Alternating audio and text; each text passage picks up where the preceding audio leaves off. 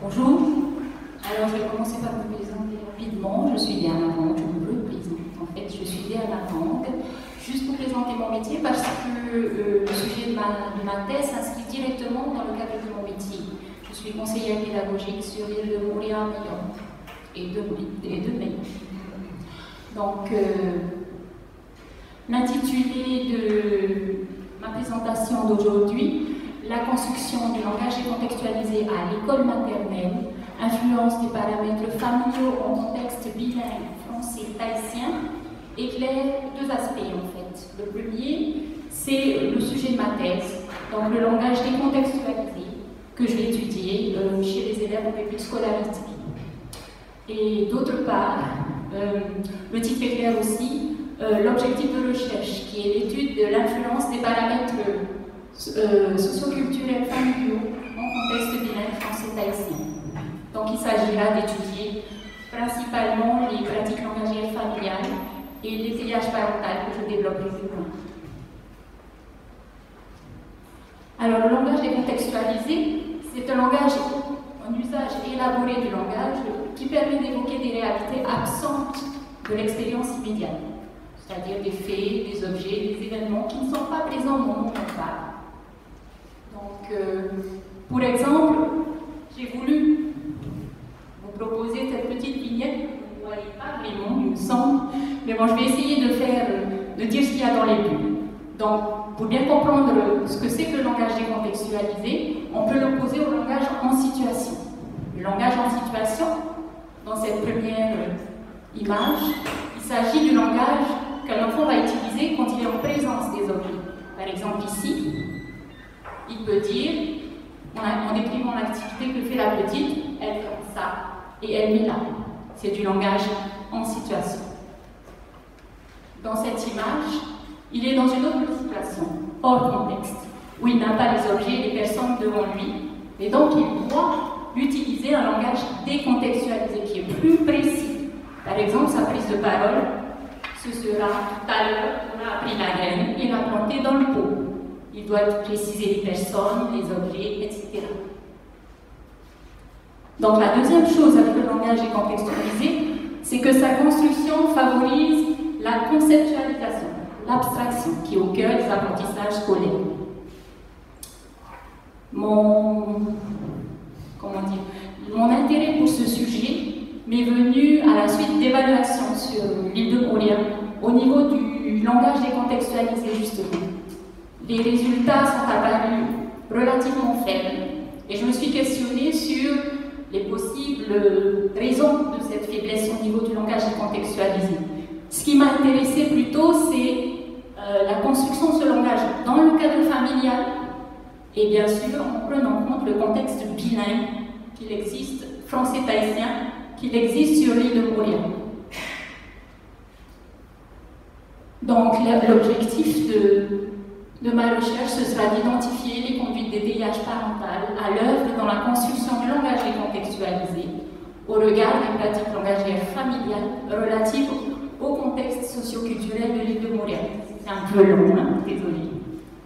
Donc, pour l'expliquer plus simplement, il s'agira d'étudier les conduites d'étayage des parents, la manière dont ils accompagnent leurs enfants dans la construction du langage décontextualisé, mais tout en tenant compte des pratiques langagières familiales. Ça peut être les différents types de bilinguisme qu'on rencontre, les langues parlées en famille, et puis aussi la valeur qu'on attribue aux langues, voilà, qui peuvent influencer sur le bilinguisme. Un enjeu aussi, un enjeu fort, ce sera d'étudier comment le contexte socioculturel agit sur ces paramètres. Comment ça agit sur l'étayage des parents, comment ça agit sur les pratiques langagières familiales.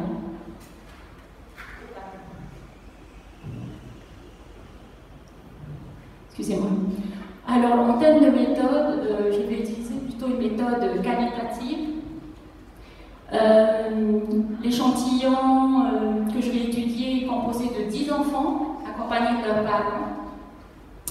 À partir de cet échantillon, plusieurs instruments seront appliqués pour récolter les données, les questionnaires, les entretiens, notamment pour recueillir les pratiques langagières familiales, des tests pour les élèves pour savoir où ils en sont au niveau de construction du langage décontextualisé, et des films surtout plus importants, des films des interactions entre parents et enfants.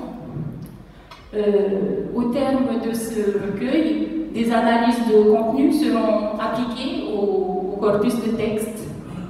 Et puis, encore un mot barbare, enfin une expression barbare, une classification ascendante hiérarchique me permettra de dresser des profils d'étayage.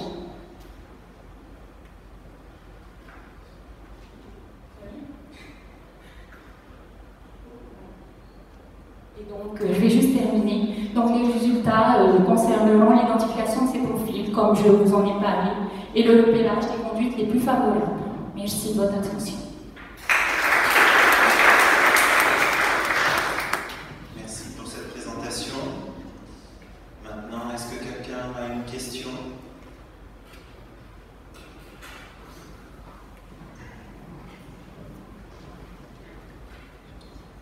Bonjour et merci pour cette présentation qui cette fois-ci dépense 180 secondes. Je suis béotien en la matière, donc peut-être pardonner cette question.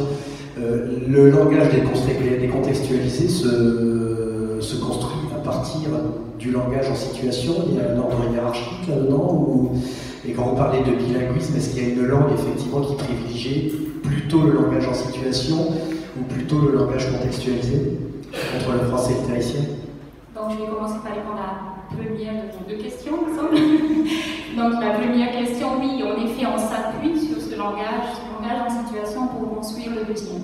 Parce que ce langage, si je parle par exemple du langage décontextualisé, on dit de lui aussi que c'est le langage scolaire, le langage de l'école. Donc le premier langage, en général, est construit dans les familles, le langage en situation. Et donc on s'appuie dessus. Et s'il n'est pas très bien construit, on continue, puisque je parle justement d'enfants en début de scolarité, on continue à construire ce langage en situation pour pouvoir amener le langage décontextualisé. Et la deuxième question. La prédominance éventuellement dans chacune des langues, français ou tahitien, d'un de ces deux langages, enfin si ça existe. Voilà, en fait, ça fait partie des premiers questionnements que j'ai eus, puisque ayant vécu et ayant échangé en langue tahitienne lorsque j'étais petite, je me disais justement qu'on pratiquait un langage très implicite. On connaissait des choses, on avait des références communes, on se contentait de ça et on n'allait pas jusqu'à les expliciter. On parlait un langage en situation en général. Voilà. Et donc la question de est-ce que c'est quelque chose de culturel? Est-ce que c'est prédominant dans la langue tahitienne? Je suis encore en train d'étudier cette question. Merci pour la présentation. Alors aussi une question un peu de béotien qui fait peut-être un peu le lien avec celle précédente. Quelle est la finesse dans le curseur pour distinguer les deux types de langage? Si on prend l'exemple de la petite vignette, on pourrait imaginer que le petit garçon, par exemple, dans les deux cas, il est dit ma petite copine a planté la graine dans le pot.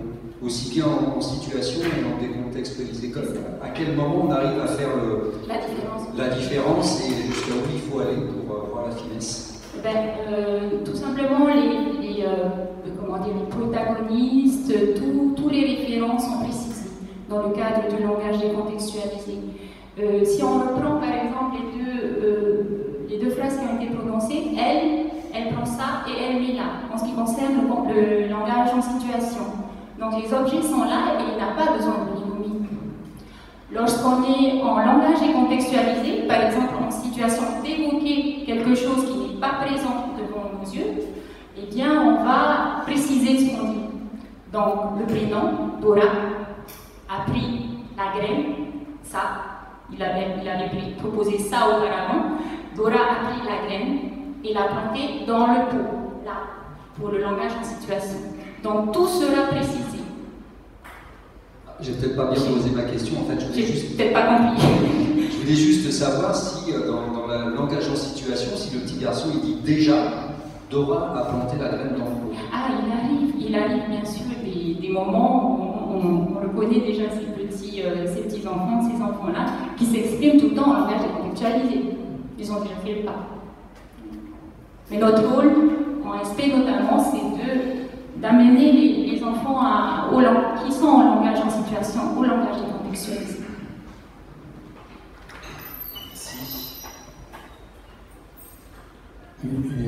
Merci pour ta présentation. Juste une question sur la méthode. Est-ce que tu ne penses pas que ton échantillonnage réduit à 10 enfants est un peu trop faible pour pouvoir tirer des conclusions? Si, bien sûr, notamment pour faire des profils. Il est un peu faible. Donc, c'est vrai que je suis partie sur 10 enfants. J'ai été prudente parce que les transcriptions et les analyses de contenu vont prendre du temps. Je me laisse 1 an pour faire tout ça. Donc j'y pense. Je pense en fait à agrandir l'échantillon. J'y ai pensé. Mais j'avais déjà rendu la diapo au moment où j'y avais pensé, donc c'était fini. Je ne pouvais plus changer. Merci. Une dernière question rapide. Oui, c'est un peu lié avec les dernières questions. Comment vous allez choisir les familles? Voilà. Alors en fait, c'est le rôle du questionnaire. Il y aurait 2 parties. Une première partie pour sonder dans, je pense qu'il y aura à peu près 150 familles de parents de SP. Dans le lot de ces 150 familles, le questionnaire va jouer un petit peu ce rôle-là pour pouvoir sélectionner l'échantillon au regard des paramètres que nous voulons étudier, les pratiques langagières familiales et puis